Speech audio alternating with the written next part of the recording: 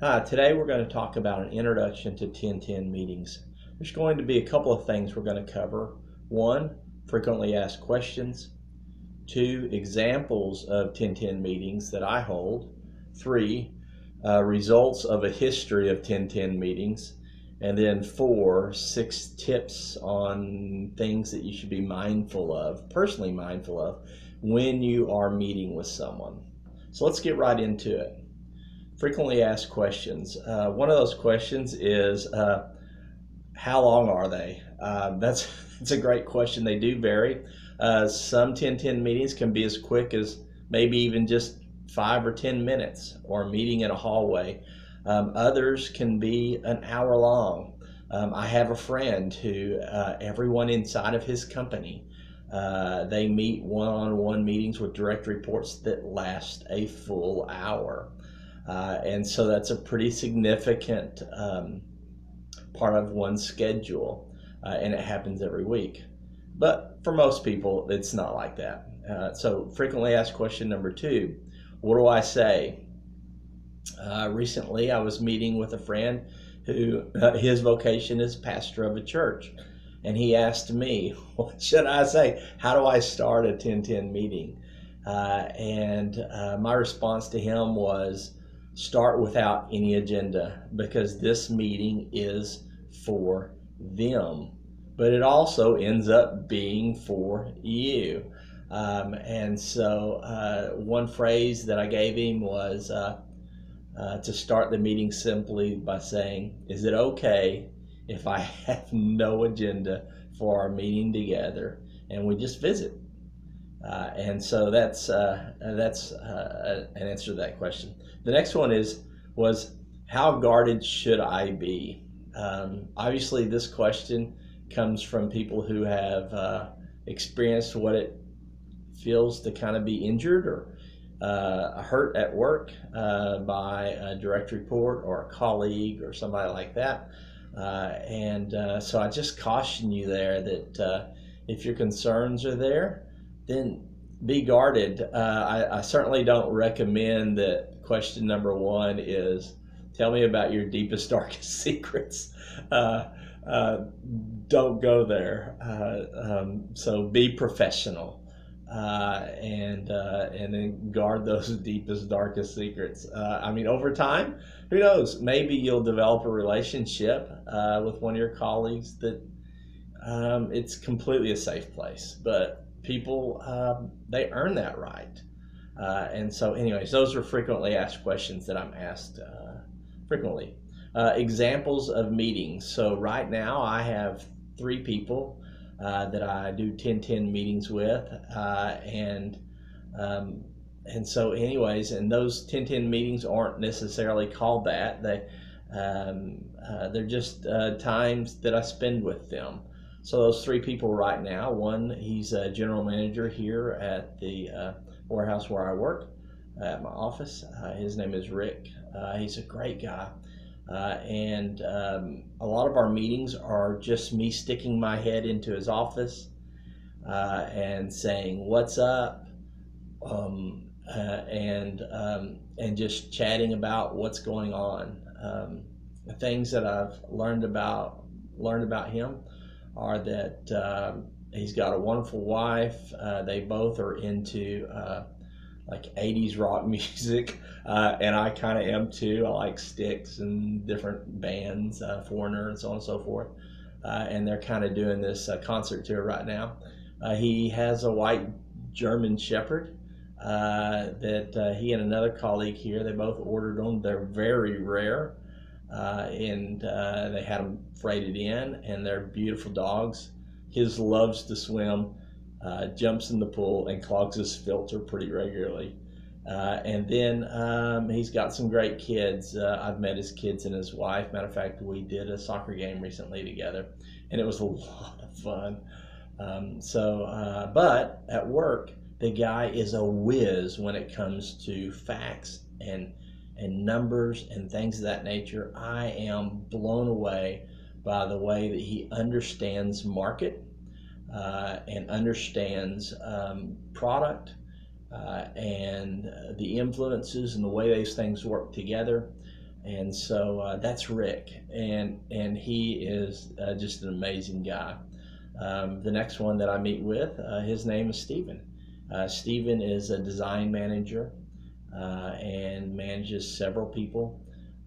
And he's got a large family, a bunch of kids. Okay, so I wish I knew how many kids he has. I don't keep up with the number, and I'm sure he'll see this. But they're all great. I've met them. I've been to their home. Very talented. He's got one son that can take amazing pictures.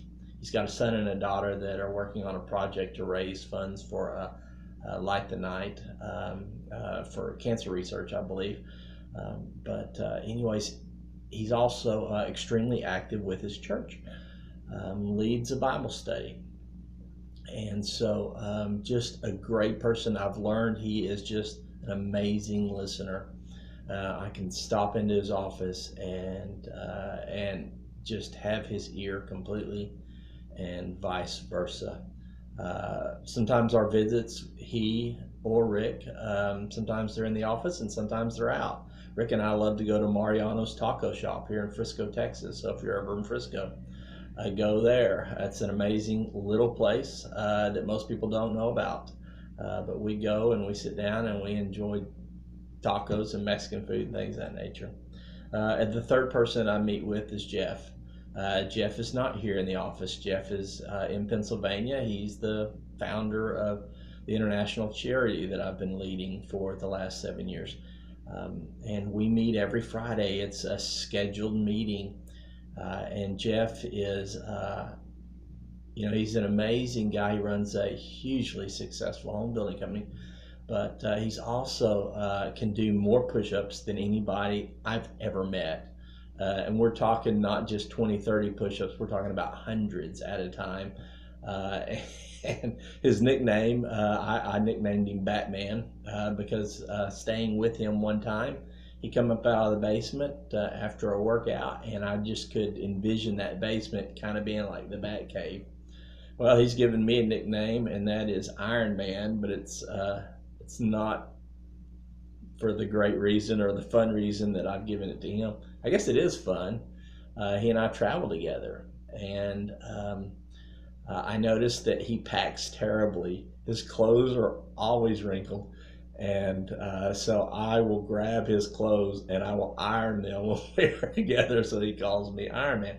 But those are three people that I consider direct reports that I do 10-10 meetings with. And so, but the results of those meetings are, the results of the history of those meetings are, one, we can talk about anything. It's a very safe place to have a dialogue.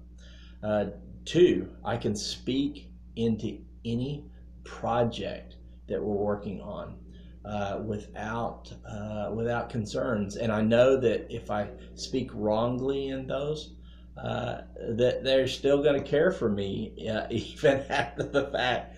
And so I can bring me to those meetings and likewise them to me. And then thirdly, I can see through their eyes. So the things that I'm working on that they are also working on, I feel like I can see through their eyes, meaning that I know the things that they care about, and they know the things that I care about. I know the strengths that they have, and I know the strengths that I have in that process, and it brings value to that. And so those are some of those things. Lastly, I wanted to talk about the 6 tips to be mindful of when you're having a 10-10 meeting with someone. So I'll turn the page here back to page 11. And those 6 tips are, the first one is intently listen and be kind. Intently listen and be kind. The second one is celebrate their accomplishments. The third one is see them laterally in the organization. When you have 10-10 meetings, ultimately, the hope is that you will see the person beyond the position. And when you're able to do that, you're able to see why it is that they're in that position because of skills and some giftedness that they have that has put them there. And the same is true for you or for me, is that I hold the position that I have for those reasons, those giftedness and those skills. And so to be able to see one another laterally, not seeing someone over or beneath, but laterally, because you all hold value. We all hold value in our organization. Otherwise, we wouldn't be there, right? And then the next thing, number 5, is accept their hurts as genuine. If something's going on that really bothers them, and you don't quite get it, accept it as genuine. Don't question it. Accept it as genuine. The next one, the last one, is celebrate how they bring strength to the organization. Always celebrate that. See the good in them. Always see the good in them.